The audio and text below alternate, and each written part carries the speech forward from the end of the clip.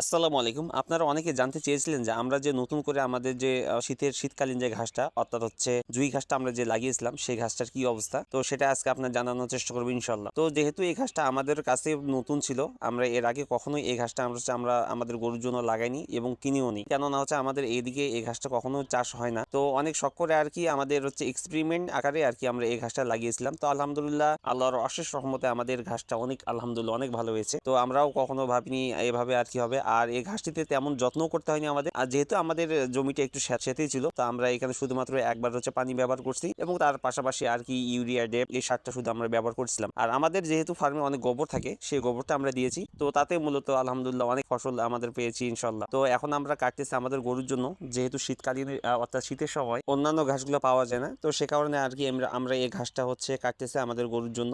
এটা আমরা আমাদের গরুর জন্য খাওয়াবো। স্পেশাল ভাবে এই ঘাসটা আমরা খাওয়াবো আমাদের যে গাভীগুলো আছে, দুধের গাভীগুলো, সেই গাভীগুলোকে আমরা দেবো ইনশাল্লাহ। তো আপনারা যারা হচ্ছে জানতে চেয়েছিলেন, তা আপনারা নিঃসন্দেহে লাগাইতে পারেন, অর্থাৎ এই ঘাসটা আপনারা চাষ করতে পারেন, এর ভালো রেজাল্ট পাবেন ইনশাল্লাহ। তো আমাদের জন্য দোয়া রাখবেন। আসসালামু আলাইকুম ওয়া রাহমাতুল্লাহি ওয়া বারাকাতুহু।